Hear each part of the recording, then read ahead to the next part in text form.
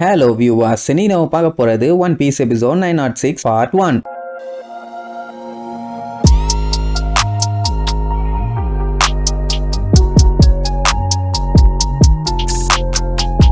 Open பண்ணா போன பாட்டுல ஒட்டமாவோட கண்ணத்தை இடிக்க போட்டு இழுத்து டேமேஜ் பண்ணிருக்கான்னு தெரிஞ்ச உடனே லூஃபி கடுப்பாயி அந்த ஹோல்டமா அடிச்சாம் பாருங்க அடி மூஞ்சி அப்படியே கோணிச்சு. அப்படி அவன் அடிச்சு நெருப்பு வரத பார்க்கும்போது ஏச பார்த்த மாதிரியே ஒட்டமாக்கு ஒரு ஃபீலிங். அவளுக்குன்னா சந்தோஷம் தாங்க முடியல. அண்ணா அண்ணான்னு கத்திட்டு இருப்பான். ஹோல்டமியா அடிச்சிட்டாங்கன்னு உடனே கீழே இருக்க அவனோட அல்லக்கைங்கெல்லாம் காட்டு கத்திட்டு இருப்பாங்க. தலைவரே விட்டுறாதீங்க அவனை அப்படின்னு. எங்கத்த விடுறது, அவன் தான் சிவனிலேயே ஒண்ணு விட்டுட்டானே. பய ரத்தம் தெரிய கதி கலங்கி போயிட்டான். சரி அவன் அடிக்கிறேன்னு சொல்லிட்டு ஒட்டமா கீழே விட்டதுனால அவன் ஒரு சைடு கதறிட்டு இருக்கா, என்னைய காப்பாத்துடா விளக்கண்ணேன்னு. அவளையும் அலையாக்கா காப்பாத்திடுவான். ஓல்டம் வந்து விழுந்ததுல ஏதோ விண்கல் வந்து விழுந்த மாதிரி இடமே புழுதி கிளம்பும். இவன் தான் மெயின் பீஸ். அந்த சப்ப பீஸ் கூட வந்து கொஞ்சம் டஃப் கொடுத்தான். ஆனா அந்த மெயினான தலைவன் ஒரே அடியில காலி. இவெல்லாம் ஒரு தலைவன். பாடி சைஸை வச்சு இவ்வளவு நாளா சீன் போட்டுட்டு இருந்திருக்கான் போல. ஸ்பீடெல்லாம் பார்த்துட்டு ஊர் தலைவனா இருந்துட்டு ஒரே அடியில மட்டையாயிட்டி ஐயா. என்னையா இது நியாயம்பா? அடிச்சது யாரு? லூஃபியாச்சே. சரி இங்க இவங்க அந்த சாப்பாட்டு கப்பல ஆட்டைய போட்டுக்கிட்டு போயிட்டு இருக்காங்க. லூஃபியும் ஒட்டமாவும் இன்னும் வரல சொல்லிட்டு ஒக்கி கூக்கு பீதியாவும். ஜோரோ அதை பத்தி எல்லாம் கவலைப்படாதீங்க, நம்ம இங்க இருந்து எஸ்கேப் ஆனா மட்டும் போதும், அவங்க எப்படி வந்து சேர்ந்துருவாங்க. நம்ம முதல்ல இந்த ஊரோட எல்லையை தாண்டணும்பா. ஏன் தாண்டுனா மட்டும் வந்து அட்டாக் பண்ண மாட்டானுங்களா? என்ன லாஜிக்ல பேசுறான்னு தெரியல. ஆனா தாண்டி போலாமா. எங்க ஸ்பீட் எல்லாத்தையும் உசுப்பேத்தி விடுவா. என்னன்னா இது எல்லாமே இங்க இருக்கவங்களுக்கு கொடுக்க வேண்டிய சாப்பாடு. அது மட்டும் இந்த இடத்தை விட்டு வெளியில போயிருச்சுன்னா எல்லாருமே பட்னி கிடக்க வேண்டியதான். அதனால விடாதீங்கடான உடனே வெறிகுண்டு அட்டாக் பண்ண வருவானுங்க.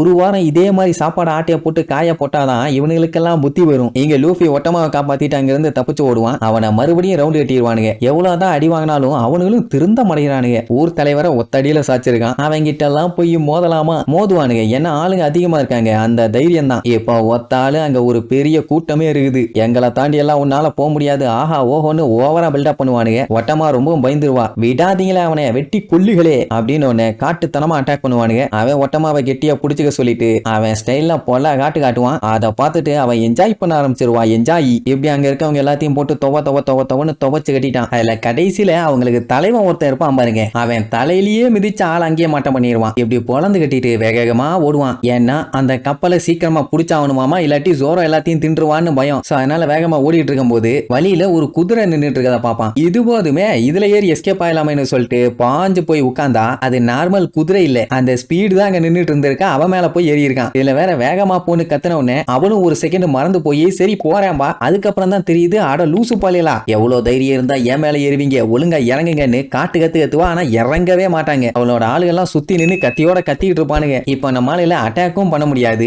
ஏன்னா கத்தியை வச்சு வெட்டும் போது அவன் மேல பட்டுருமோன்னு பயம். இங்க இவ இறங்குன்னு உசுர வாங்கிட்டு இருப்பாளா. அப்ப நம்ம லூஃபி டமாவோட கண்ணத்துல இருந்து அந்த பால் எடுக்க சொல்லுவான். ஏன் எதுக்குன்னு கேட்டா நீ எடு, அப்புறம் தெரியும் உடனே அவளும் எடுத்துருவான். உடனே அந்த ஸ்பீடுக்கு கொடுக்க சொல்லுவான். சரி இந்தான்னு சொல்லி நீட்னா அவ வேண்டவே வேண்டாம், நீங்க ஏதோ பிளான் பண்றீங்கன்னு முதல்ல சொல்லுவா. ஆனா அதை ஸ்மெல் பண்ணி பார்த்த உடனே டேஸ்ட் நல்லா இருக்கும் போலயே, பேசாம ட்ரை பண்ணி பாப்போன்னு வாயில லபக்குன்னு அள்ளி போட்டுருவா. அவ்வளவு நேரம் காட்டு கத்திட்டு கண்டமேனி குதிச்சுட்டு இருந்தவன் எந்த ஒரு ரியாக்ஷனும் கொடுக்காம அப்படியே சைலண்டா நின்றுவா. பாத்தியா ஒர்க் அவுட்டே ஆகலன்னு சொல்லுவா. ஆனா கடைசியில மின்னல் வேகத்துல சும்மா பிச்சுக்கிட்டு ஓடுவா. நீங்க என்னைய எங்க கூட்டு போகணும்னு மட்டும் சொல்லுங்க, நான் உங்களை கூட்டு போறேன்னு. எது போதுமே எல்லா எனிமிஸ்ட இருந்தும் அசால்ட்டா தப்பிச்சு போயிட்டு இருக்காங்க. யாராலையும் அவளை அட்டாக்கும் பண்ண முடியாது. பண்ண அவங்களுக்கு தான் பஞ்சாயத்து. சோ இப்ப லூஃபியும் டமாவும் ஃப்ரீ எஸ்கேப் ஆயிடலாம். ஒட்டமாக்கே புரியல எப்படி இது ஒர்க் அவுட் ஆச்சுன்னு. எப்படி இருந்தாலும் அவ பாதி குதிரை, அவளால அனிமல்ஸ் எல்லாம் ஈஸியா கண்ட்ரோல் பண்ணலாம். இவளும் பாதி அனிமல் தான், அதனால ஈஸியா கண்ட்ரோல் பண்ணிட்டா. அந்த அடியால் கூட்டம் எல்லாம் புலம்பிக்கிட்டே பின்னாடி வருவாங்க. ஐயோ என்னமோ பண்ணிட்டாயிலேன்னு. லூஃபி சீக்கிரமா போ, அந்த கப்பலை புடிக்கணும்னு சொன்னா நான் ஒன்னும் உன்னோட அடிமை இல்ல, சரியா மூடிட்டு இரும்பா. அதாவது லூஃபி என்ன சொன்னாலும் கேட்க மாட்டா. ஆனா ஒட்டமா சொன்னா கேட்பான். ஏன்னா இது அவளோட பவராச்சே. அவ என்ன சொல்லிடுவான், எங்க அண்ணன் என்ன சொன்னாலும் நீ கேட்கணும், இல்லன்னா தொட்ட பக்கத்தைய பிச்சிருவேன். உடனே